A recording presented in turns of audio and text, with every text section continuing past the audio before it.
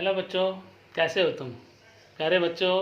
आज मैं आपको एक बहुत अलग टॉपिक पढ़ाने जा रहा हूँ जो कि संसाधन के नाम से है, और वो है 8वीं कक्षा के लिए एक टॉपिक बनाया है मैंने। पहला पाठ है ईवीएस की किताब का पहला पाठ है संसाधन। बेटा संसाधन है क्या? सबसे पहली बात तो ये कि सर संसाधन है क्या। बेटा संसाधन, ये टोपी देखो, मैं उदाहरण देता हूँ, परिभाषा भी बताऊंगा मैं। ये टोपी आज मेरे काम आ रही है। ये कपड़े जो मैंने पहन रखे हैं, बोर्ड, मार्कर, कापी, किताब, पेंसिल, बिजली, मोबाइल फ़ोन, जिनका भी हम उपयोग करते हैं वो सभी क्या कहलाते हैं? संसाधन कहलाते हैं। तो अब संसाधन की परिभाषा क्या हुई? संसाधन का मतलब ऐसी प्रत्येक वस्तु जो हमारी आवश्यकताओं की पूर्ति करती है संसाधन कहलाती है। तो बेटा परिभाषा देख लें। ऐसी प्रत्येक वस्तु, ऐसी कोई भी वस्तु हो बेटा जो हमारी आवश्यकताओं की पूर्ति करती है।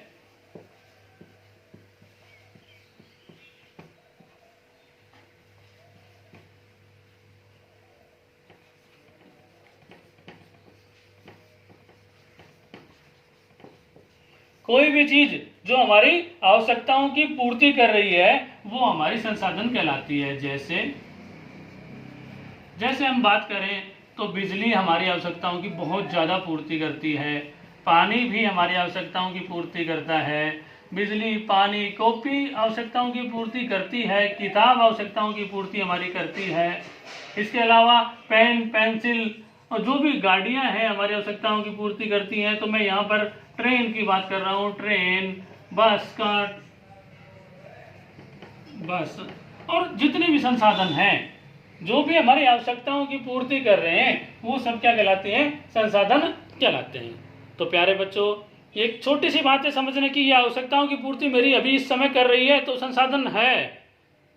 जो भी हमारी आवश्यकताओं की पूर्ति करता है वो सभी संसाधन कहलाता है। अब क्या होता है कि हम उनको समय और परिस्थितियों के अनुसार उपयोग करते हैं। सबसे मेन बात बेटा यही है कि हम क्या करते हैं, हम उनको समय और परिस्थितियों के अनुसार प्रयोग करते हैं। जैसे अगर टोपी है अभी तो अभी हम इसका उपयोग कर रहा हूँ मैं, जब बाल बड़े हो जाएंगे तो टोपी का उपयोग नहीं करेंगे। तो सबसे मेन जो संसाधनों में बात होती है वो ये होती है कि समय जो है और स्थिति, वो इनका इस्तेमाल करने के आधार पर क्या करती हैं? संसाधन बनती है। ठीक है बेटा, कि संसाधन क्या हुआ? संसाधन एक ऐसी चीज हुई, एक ऐसी वस्तु हुई जिससे हम क्या करते हैं? आवश्यकताओं की पूर्ति करते हैं। जैसे बिजली, जो भी चीज है हमारे पास, कूलर है, ये सारी चीज हमारे आवश्यकताओं की पूर्ति करती है। पानी हमारे काम आता है, कॉपी किताबें हमारे बहुत ज्यादा काम आती हैं, और इस तरह से सारी चीजें हमारी मूल्यवान होती हैं। लेकिन बेटा समय और तकनीक ये मूल्यवान ज़्यादा बनाती हैं, इनमें बहुत महत्व होता है। मैं बात करता हूँ, एक छोटी सी बात करता हूँ। आजकल एक कोरोना बीमारी जो फैली हुई है उसकी जो दवाई ढूंढने में पूरा देश नहीं, पूरा विश्व लगा हुआ है। ठीक है, तो इस बीमारी की अगर खोज पहले कर ली जाती तो बेटा, जब बीमारी की दवाई की खोज अगर पहले कर ली जाती तो वो दवाई काम की नहीं थी ना बच्चों। अब बीमारी सभी में है तो जरूरत उसकी वैक्सीन की सभी को है। तो समय और उपयोगिता उस संसाधन का महत्व जो है बताती है। समझ गए बेटा कि कोई भी संसाधन कब उपयोगी होता है, ये हमें किससे पता चलता है? ये हमें उस बात के समय से और उसकी उपयोगिता से पता चलता है। अगर पहले कोई भी चीज़ है, हम कपड़े हैं पहन लेते हैं, उसको उतार के फेंक देते हैं, या फिर जहाँ भी उसको किसी चीज़ के में रख देते हैं, तो वो उसकी उपयोगिता नहीं है, उस समय हम उसका उपयोग नहीं करते हैं। तो संसाधनों के लिए सबसे महत्वपूर्ण बात है कि प्रत्येक वस्तु जो आवश्यकताओं की पूर्ति करती है वो संसाधन कहलाती है, और समय और उपयोगिता इन दोनों चीज़ों पर ये निर्भर करती है। अब मेन बात आती है बेटा देखो एक बात मैं बताता हूँ कि हमारी माँ, दादी, तुम्हारे घरों में सब होती हैं, दादी माँ, वो क्या करती हैं, हमारे बहुत सी चीज़ों के लिए, जुकाम हो गई तो और छोटी सी बात हो गई तो शहद पिला देती हैं और कुछ पिला देती हैं, वो नुस्खे बना लेती हैं। वो उस समय काम आ गया, काम आ गया तो वो क्या हो गया, हमारा संसाधन हो गया कि नहीं हो गया। तो ये जो चीज़ बेकार पड़ी थी, मान लो उस चीज़ को भी उन्होंने कूट कर, पीस कर या कुछ करके लेप बना दिया, वो हमारे काम आ गई। तो मिट्टी का लेप लगाते हैं, कई एक पद्धति है जिससे क्या करते हैं, किसी को ठीक करना होता है तो मिट्टी का लेप करते हैं। तो मिट्टी उस समय संसाधन है, लेकिन वास्तव में मिट्टी तो बहुत बड़ा संसाधन है। ये सब हम बातें आपसे करेंगे इस पाठ में। बात ये संसाधनों के प्रकार कितने होते हैं, कितने प्रकार के संसाधन होते हैं बेटा।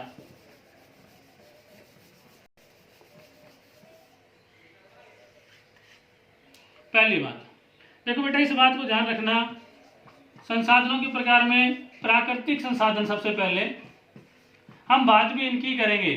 सबसे ज्यादा बात वही होती है प्राकृतिक संसाधन, दूसरा मानव निर्मित संसाधन,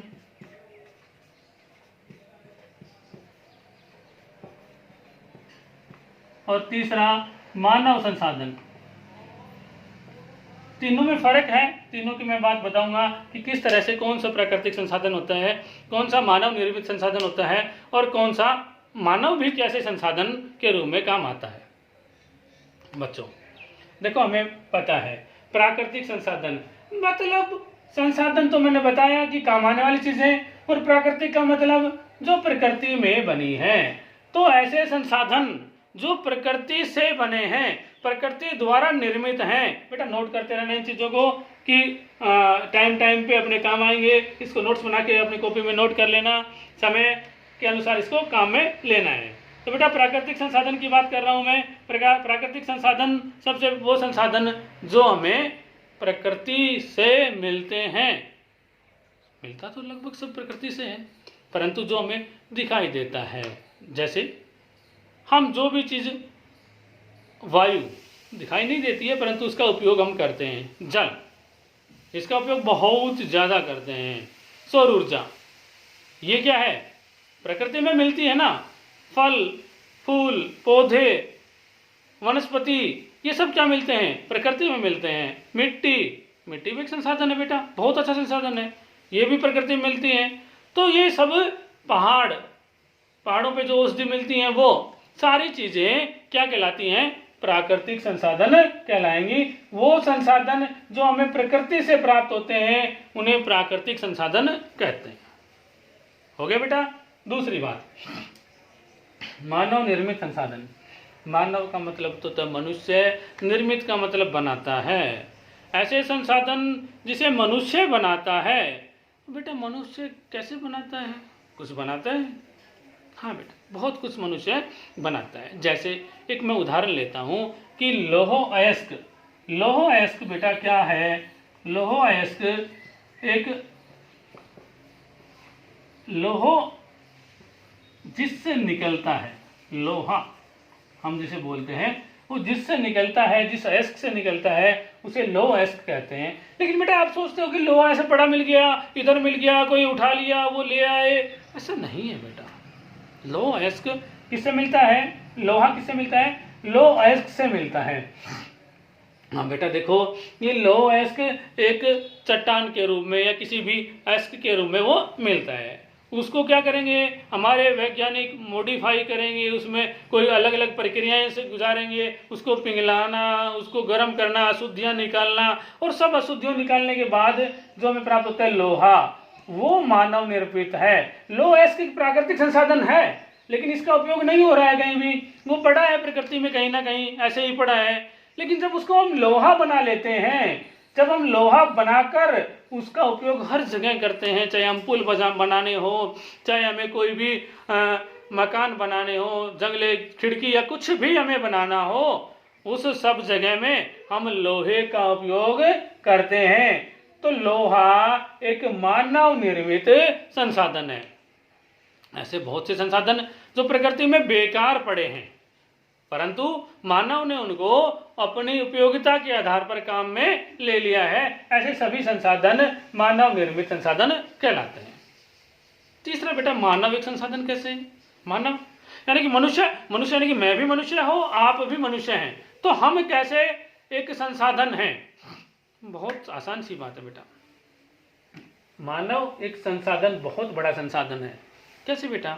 देखो, मैं तुम्हें पढ़ा रहा हूं, चलो यहीं से एग्जांपल लेते हैं कि मैं तुम्हें पढ़ा रहा हूं। मैं क्या कर रहा हूं? तुम्हारी पढ़ाने की जो आवश्यकताएं हैं उनकी पूर्ति कर रहा हूं, तो मैं मानव संसाधन हूं। समझ गए बेटा? दूसरी बात, चलो अभी बात करता हूं मैं।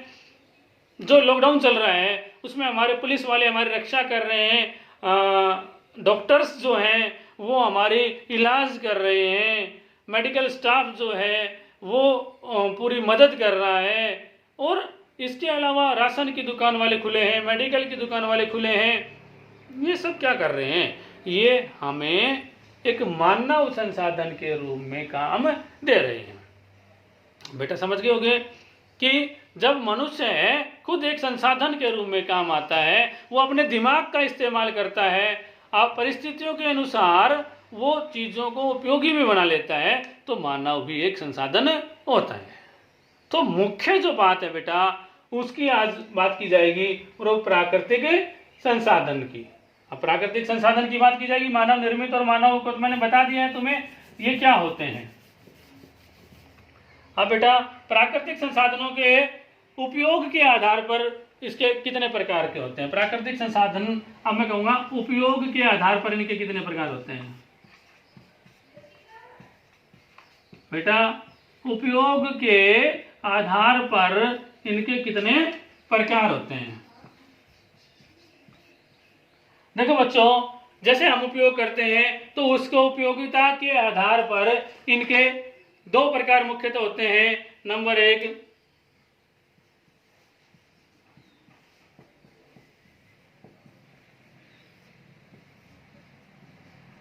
वास्तविक संसाधन। नंबर दो, संभाव्य संसाधन।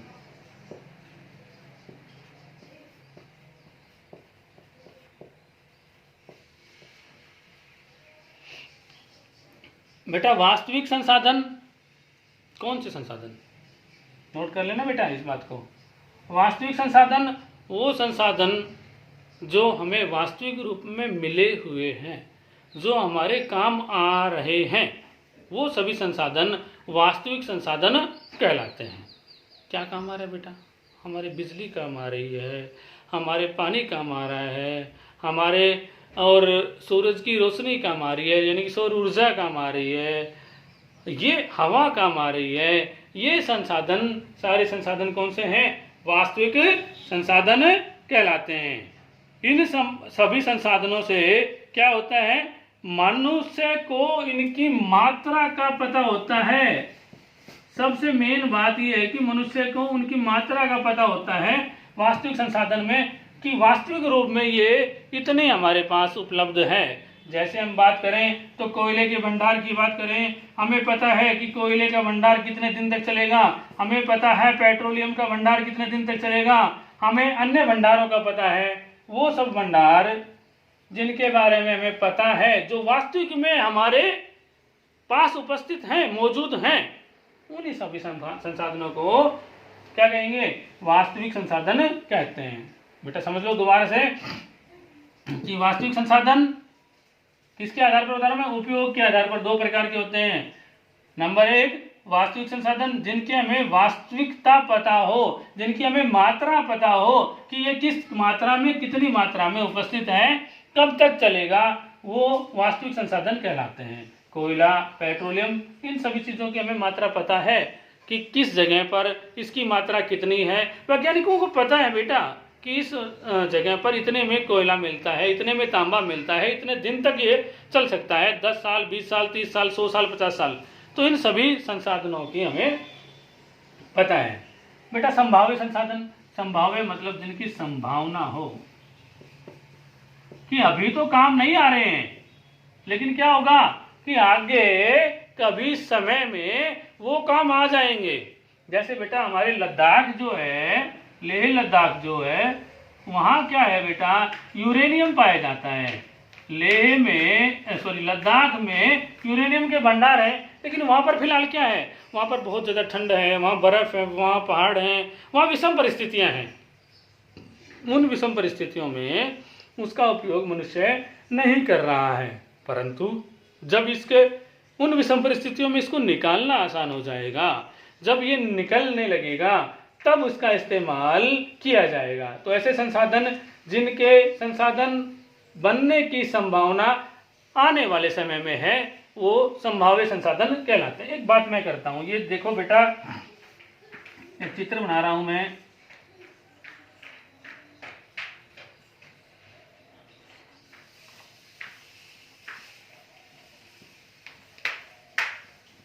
बेटा चित्र तो ऐसा ही बना है, परंतु मैं बता देता हूँ ये क्या है। ये एक पवन चक्की है। क्या है बेटा, पवन चक्की। कोई कहेगा सर मोमबत्ती बना दी तुमने, आपने तो। हाँ बेटा कुछ भी समझ लो, लेकिन पवन चक्की भी ऐसी ही होती है। वो क्या करती है कि तेज हवाएं चलती हैं तो वो घूमने लगते हैं उसके पंख, और पंख घूमने पर बिजली का उत्पादन होना शुरू हो जाते हैं। पंख घूमेंगे तो कैसे उत्पादन होगा सर, विज्ञान की बातें हैं, पर मैं बता देता हूँ बेटा। पंख घूमेंगे तो नीचे टरबाइन होती है, टरबाइन घूमेंगी, टरबाइन घूमने से जो विद्युत जनरेटर होते हैं उनमें बिजली का उत्पादन हो जाता है। तो बेटा इसलिए जो वायु की जो तेज हवाएं थी, तेज हवाएं वो बहुत ज्यादा नुकसान पहुंचाती थी, बहुत ज्यादा हमें हानि पहुंचाती थी। उनका उपयोग मनुष्य ने करना सीख लिया। पवन चक्की तमिलनाडु में बहुत ज्यादा बनी हुई है, और हमारे भारत में भी बहुत से पवन चक्की फार्म हैं। उन सभी फार्मों में जहां पर तेज हवाएं चलती हैं, बेटा यहाँ पे अगर लगा देंगे हम, हवाएं चलती नहीं तो क्या उत्पादन होगा, लेकिन जहां तेज हवाएं चलते हैं वहां पर इनका उपयोग बिजली उत्पादन में किया जाता है। यानी कि उनकी संभावना पहले नहीं थी, पहले के लोगों को नहीं पता था कि वो कभी क्या बन सकते हैं, संसाधन बन सकते हैं। संसाधन, हवा तो एक संसाधन है ही, प्राकृतिक संसाधन है, ये भी हमें पता है, परंतु उसका संभाव्य रूप में अन्य किसी जगह पर उपयोग कर लिया जाएगा ये नहीं पता था। अब इसका पता चल गया। अर्थात ऐसी संसाधन जिनकी संभावना आने वाले समय में ये होती है कि उनका उपयोग किया जाएगा, उन्हें संभाव्य संसाधन कहते हैं। बेटा एक और बताता हूं मैं, तेज हवाएं बता दिया मैंने। सौर ऊर्जा, सौर ऊर्जा देखो बेटा, तुमने घरों पर या कहीं ना कहीं इस तरह से प्लेट्स लगी हुई देखी होंगी तुमने, बिजली की उत्पादन करती हैं। ये प्लेट्स जो बेटा क्या करती हैं, सूरज की रोशनी को किसमें बदलती हैं, सूर्य ऊर्जा को विद्युत ऊर्जा में बदलने का काम करती हैं। क्या ये पहले पता था कि सूरज की रोशनी का उपयोग हम इस प्रकार कर पाएंगे? नहीं पता था। उस समय ये संभाव्य संसाधन था, परंतु अब इसका उपयोग हम वास्तविक संसाधन के रूप में कर रहे हैं। और हालांकि इसकी मात्रा नहीं पता, लेकिन फिर भी ये एक पहले संभाव्य संसाधन के रूप में काम आता था। एक जल का उदाहरण लेता हूँ बेटा, पानी का एक सिंपल सा उदाहरण लेता हूँ मैं। पानी क्या है, पानी चलता रहे, बहुत ज़्यादा बारिश होती थी, बाढ़ आती थी, नुकसान होता था, लोगों को कहीं पानी मिलता नहीं था और कहीं पानी की मात्रा बहुत ज़्यादा होती थी। परंतु उसका तीसरी बात कर रहा हूँ मैं बेटा, जल, इसको भी मैं यहाँ ले रहा हूँ मैं।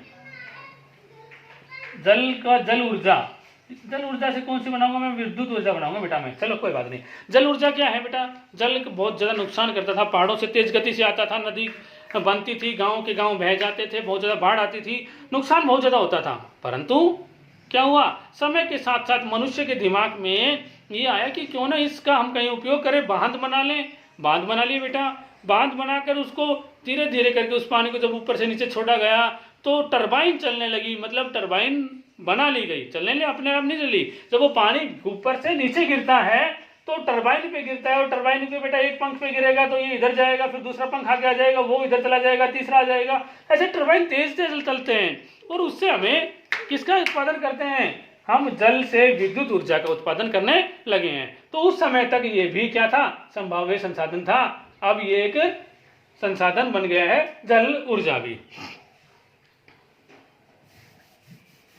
बेटा इसको नोट कर लिया होगा। अगला बेटा उपयोग के आधार पर कर लिया हमने। अब करता हूं मैं उत्पत्ति के आधार पर इसके प्रकार। नंबर 1 जैव संसाधन, नंबर 2 अजैव संसाधन। हाँ, जैव कौन से? जैव बेटा जो जीवित हो, अर्थात जिनमें जीवन हो, अर्थात ऐसे संसाधन। कौन से संसाधन? जो सजीव हो, उन्हें जैव संसाधन कहते हैं। सजीव बेटा, सजीव तो प्रकृति में क्या क्या सजीव है बेटा? जो चीज चल फिर सकती है, जो चीज सांस लेती है, ये हम विज्ञान की बातें हैं, ये हम नहीं बताएंगे, परंतु ये समझ लो कि वो संसाधन जो सजीव हो। जैसे पेड़ पौधे क्या हैं? सजीव है बेटा। पत्थर क्या है बेटा? निर्जीव है ना। हाँ, यही अजैव। जो संसाधन कौन से हो? निर्जीव हो। ऐसे संसाधन जो सजीव हो वो जैव संसाधन कहलाते हैं। और जैव संसाधन कैसे होते हैं बेटा? पेड़ पौधे, जीव जंतु। अजैव संसाधन जो मैंने बताया, ऐसे संसाधन जो कैसे होते हैं? निर्जीव हो, जैसे चट्टानें हुई, पहाड़ हुए, ठीक है। ये सारे संसाधन अजैव संसाधन या निर्जीव संसाधन कहलाते हैं। दूसरी बात बता दी बेटा मैंने कि उत्पत्ति के आधार पर हम उसको दो प्रकार के भागों में बांटेंगे। जैव संसाधन ऐसे संसाधन जो सजीव हैं, अजैव संसाधन ऐसे संसाधन जो निर्जीव हैं। उन्हें क्या कहेंगे? उत्पत्ति के आधार पर दो भागों में वर्गीकृत करेंगे। तीसरा बेटा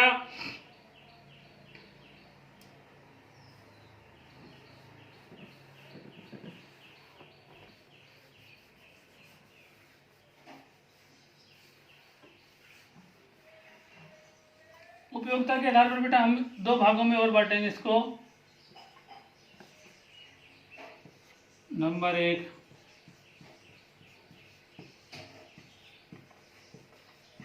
नवीकरणीय संसाधन और नंबर 2 अनवीकरणीय संसाधन। बेटा ये हर जगह काम आने वाला टॉपिक है।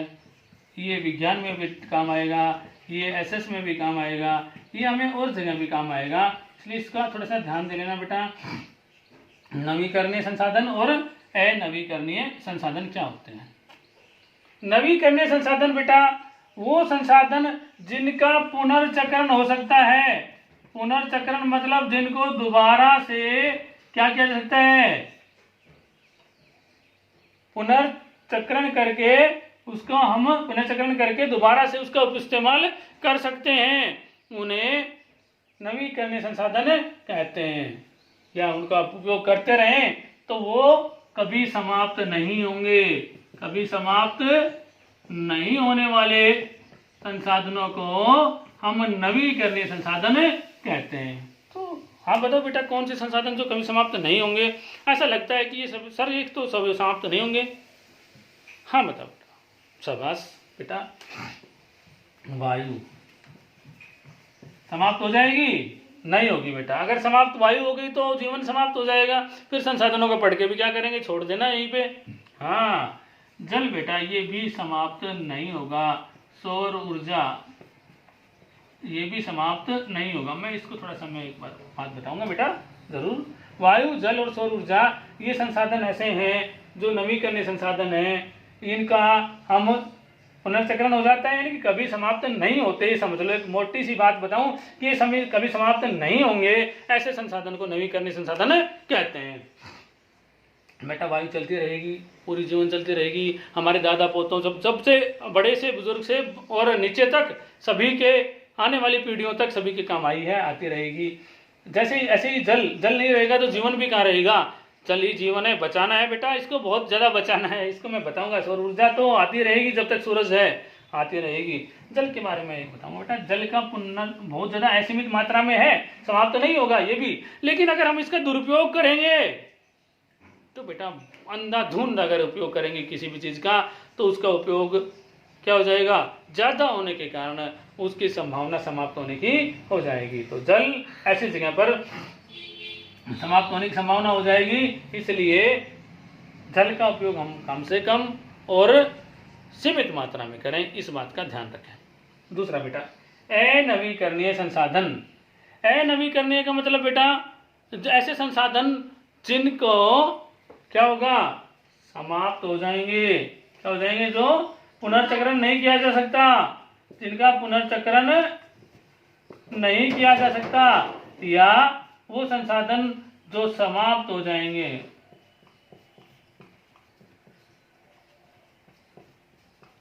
ऐसे संसाधनों को हम क्या कहेंगे? अनवीकरणीय संसाधन कहेंगे। जैसे बेटा एक बात मैं बता देता हूं कि क्या समाप्त हो जाएगा। मैंने फिर कहा था कोयला, पेट्रोलियम,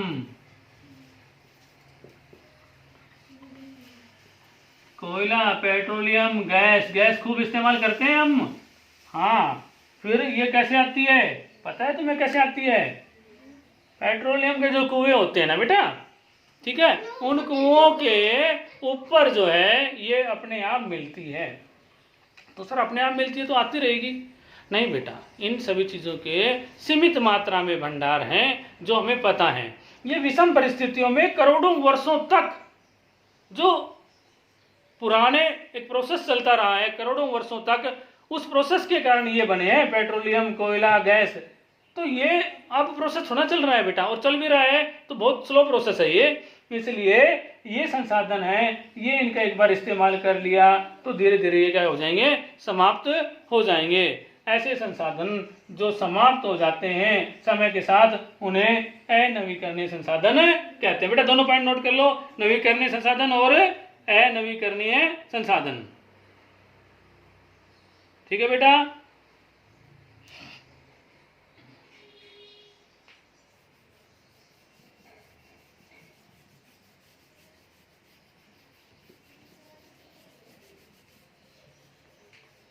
बेटा अगला जो है वितरण के आधार पर, सबकी बात कर रहा हूं मैं, इसी की बात कर रहा हूं, प्राकृतिक संसाधनों की। वितरण के आधार पर किस भागों में हम बांटेंगे? वितरण मतलब बंटवारा। किसका बंटवारा कहाँ करना है? नंबर 1 बेटा, नंबर 1 सर्वव्यापक,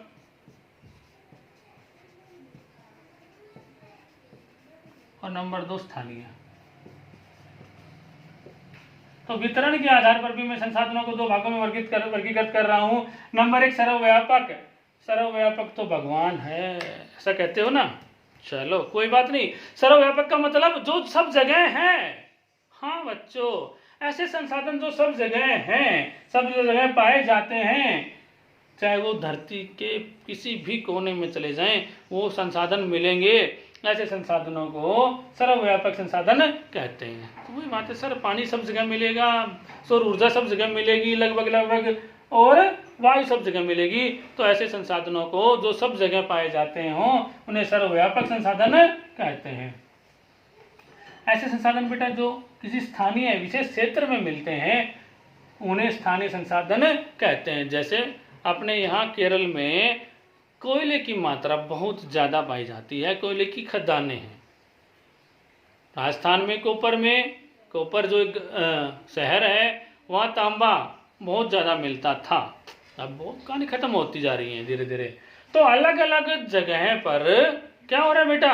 अलग अलग क्या है, स्थानीय आधार पर संसाधन मिल रहे हैं। कहीं कोयला मिल रहा है, कहीं किसी जगह पर तांबा मिल रहा है, कभी किसी जगह पर सोना मिल रहा है। तो स्थानीय आधार पर जो संसाधन पाए जाते हैं, उन्हें स्थानीय संसाधन कहते हैं। बेटा मैंने इनके सभी के समझाए कि प्राकृतिक संसाधन क्या होते हैं और किस तरह से हम इनका वर्गीकृत कर रहे हैं, वितरण के आधार पर, उपयोगिता के आधार पर, अन्य आधार पर इनका वितरण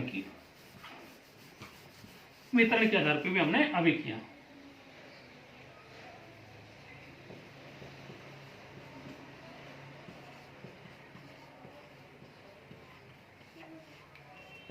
अब आते हैं बेटा प्राकृतिक संसाधनों का संरक्षण।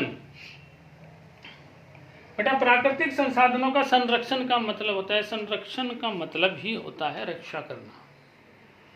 मैं एक उदाहरण लेता हूँ बेटा।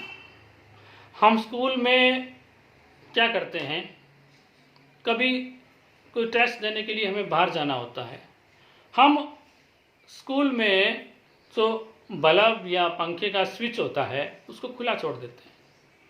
यही घटना हम घर पे भी करते हैं। घर पे मम्मी ने बुलाया, गीता अरे बेटा इधर आना, तो तुम क्या करते हो, आई मम्मी, और फिर हम क्या करते हैं, उस पंखे को चलता छोड़कर, जो टीवी तुम देख रहे हो उसको चलता छोड़कर, बाकी चीज़ों को चलता छोड़कर कहाँ चले जाते हो, बाहर चले जाते हो। वो टीवी कौन देखता है?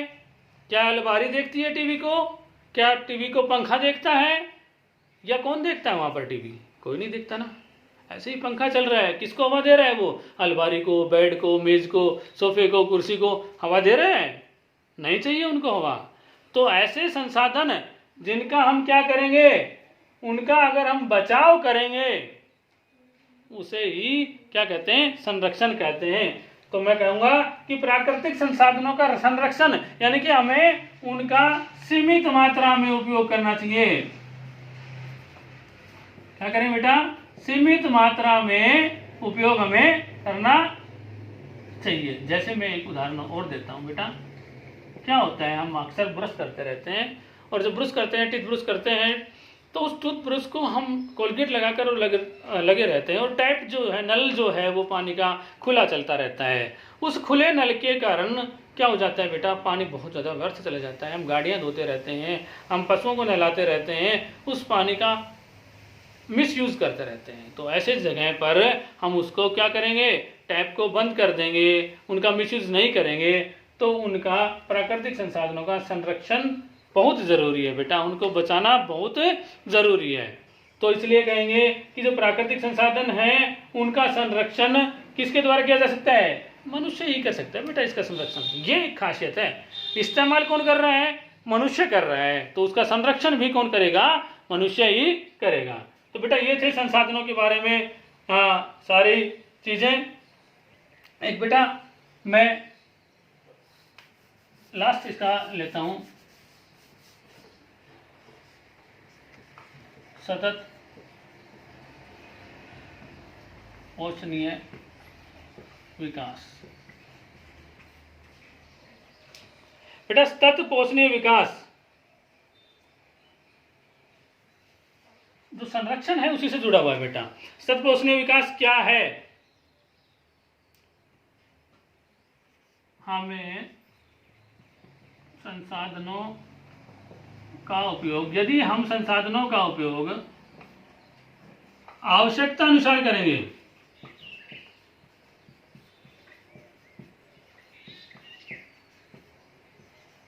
करना व उनका संरक्षण करना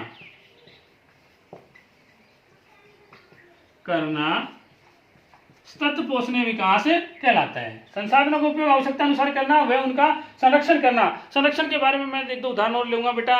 जैसे कभी भी किसी चीज़ को ये मतलब कि ये बेकार है, कोई भी चीज़ बेकार नहीं होती है। कपड़े हम इस्तेमाल करते हैं और इस्तेमाल करके फेंक देते हैं, वो गिर जाते हैं। लेकिन बेटा वही कपड़ा देखो, मैं आज हाथ खराब कर रहा हूँ मैं, अगर वही कपड़ा कोई गंदा कपड़ा मैं ले आता तो आज साफ करने के काम आता, यानी कि वो किसके काम आता है? यहाँ पर वो एक संसाधन के रूप में काम आता है वो कपड़ा जो हम बेकार कर चुके हैं। कई बार ऐसा होता है कि हम कहीं जा रहे होते हैं, बाइक वगैरह कुछ में टूट जाता है, तो हमें कुछ बांधने को नहीं मिलता। हम रोड पे देखते हैं इधर है क्या है, उधर क्या है, कुछ ढूंढे, कोई कपड़ा लेते हैं और उसको हम बांधने की कोशिश करते हैं, कोई पड़ा हुआ थैली या इस तरह से लेकर, यानी कि उसका उपयोग हमने किया। तो हम किसी चीज़ को व्यर्थ ना करें और उनका उपयोग कहीं ना कहीं करें, तो वही होगा। संसाधनों का उपयोग आवश्यकता अनुसार करना चाहिए हमें, एक तो। दूसरा उनका संरक्षण करना। संरक्षण जैसे एक बात बताता हूँ मैं, कपड़े का उदाहरण लिया तुमने, कागज का उदाहरण लेता हूँ मैं। बेटा कागज जो है ना बेटा, कागज एक बहुत बहुत बहुत महत्वपूर्ण चीज़ है और हम इसका इस्तेमाल बहुत ज़्यादा करते हैं। लेकिन तुम्हें पता है किससे बनते हैं कागज? बेटा कागज जब बहुत ज़्यादा पेड़ कट जाते हैं तब जाके तुम्हारे पास, हमारे पास ये किताबें कापियाँ आती हैं, तब जाके कागज बनते हैं। तो कागज का क्या करेंगे? उसको दो चीज़ लिखी, उसको खाली छोड़ा, उसको अगले पन्ने पे चले गए? नहीं बेटा, पहली बात तो उसका क्या करेंगे, हम उसका उपयोग पूरा करना चाहिए। कई क्या कर देते हैं, सर आप तो ऐसा करते हो, उसे लोभ करते हो। लोभ वाली बात नहीं है बेटा, हम संरक्षण भी कर रहे हैं, हम संसाधन का, उसको पूरा उपयोग करें। दूसरी बात, कैसे वो हमारे आगे लिए भी काम दे सकता है संसाधन, और खराब होने के बाद भी। बेटा खराब होने के बाद हमारे जो पूर्वज थे, हमारी दादी जी थी, वो उनको गीला करके, कागज़ों को गीला करके, और एक ढकोला जो शब्द बोलते थे, वो एक बर्तन बनाती थी जो उनको गीला करके और उनको अच्छे से एक शेप दे देती थी, उसमें सामान रखने के काम आता था। तो उनका हम संरक्षण कर ले सकते हैं और उनका हम उपयोग कर सकते हैं, पुनः उपयोग भी कर सकते हैं। कपड़े का उदाहरण दिया बेटा मैंने, तो ये सब हम क्या कर सकते हैं, उनका संरक्षण कर सकते हैं। वही सतत पोषणीय विकास कहलाता है कि संसाधनों का उपयोग हम आवश्यकता अनुसार करें और उनका संरक्षण करना ही सतत पोषणीय विकास कहलाता है। तो बेटा मुझे उम्मीद है ये पूरा पाठ कंप्लीट हो गया है, आपको पसंद आया होगा। अगर पसंद आया है तो मेरा नाम है योगेंद्र यादव, मेरे चैनल को लाइक, शेयर और सब्सक्राइब करें। Thank you very much.